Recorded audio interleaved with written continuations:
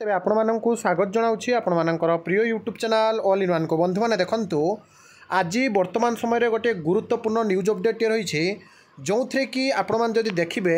राज्य कैबिनेट्र नुआ मुख्यमंत्री जे कि रही मोहन चरण माझी तांको अध्यक्षतार नुआ टीम को नहीं जो बैठक बसी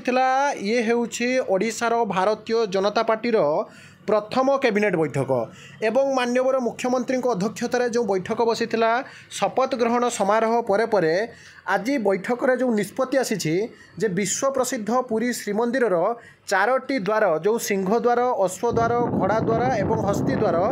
चारि द्वार को जून 13 तारिख ठारू खोली दिज्व श्रीमंदिर रे भक्त मानकर श्रृंखलित दर्शन पाई भर सकाळु मंगल आरती बेले चारोटी जाक खोल द्वार जेटा कि पूर्वर नथिला एवं एने मुख्यमंत्री मोहन चरण माझी बुधवार अर्थात आज गणमाध्यम को स्पष्ट सूचना दे सारी निजर प्रथम कैबिनेट बैठक पर से कहते महाप्रभुंकर चारिटी द्वार को गत किछि वर्ष है बंद कर दि जाइथिला साधारण निर्वाचन 2024 रे बीजेपी संकल्प पत्र श्रीमंदिर चारोटी द्वार खोलने को प्रतिश्रुति देते जदि देखिए बीजेपी जो सब प्रतिश्रुति देते से सबू प्रतिश्रुति गोटे पर गोटे पालन हो 4.5 कोटी श्रीमंदिर में चारोटी द्वार खोलीदेवा को प्रतिश्रुति दि जाइथिला एवं 4.5 कोटी लोक दि जाइथिबा प्रतिश्रुति आधार में आसंता काली 13 बा मंगल आरती बेले राज्य सरकार मंत्रिमंडल समस्त सदस्य उपस्थित रे चारोटी द्वार खोली दिज्व 3 द्वार बंद रहिबा द्वारा भक्त भगवान मध्य व्यवधान करा जाउथिला श्रीमंदिर संरक्षण रक्षणाबेक्षण विकास तीर्थयात्री समस्यार समाधान पर आलोचना होइतिला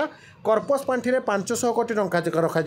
एका बेले जदि देखिए गोटे काम को 500 कोटी टंका बर्तमान दिगला एवं आगामी दिन में बीजेपी जो सब भी प्रतिश्रुति देते ताहाको विधिवत भाव में पालन करा जिवो बोली आज प्रथम थर पर नुआ मुख्यमंत्री मोहन चरण माझी वर्तमान कहते ता सहित जो सब दरमा वृद्धि और अन्य कथा जहाँकि आलोचना करी खूब शीघ्र निष्पत्ति कहते नुआ मुख्यमंत्री तो ये सब ऑथेंटिक जेन्युइन और ट्रस्टेबल इनफॉरमेशन मानी चैनल को सब्सक्राइब लाइक शेयर करूँ विदाय दिंते एक नुआ वीडियो सहित पुणी थर आप आसबि बंदे उत्कल जननी।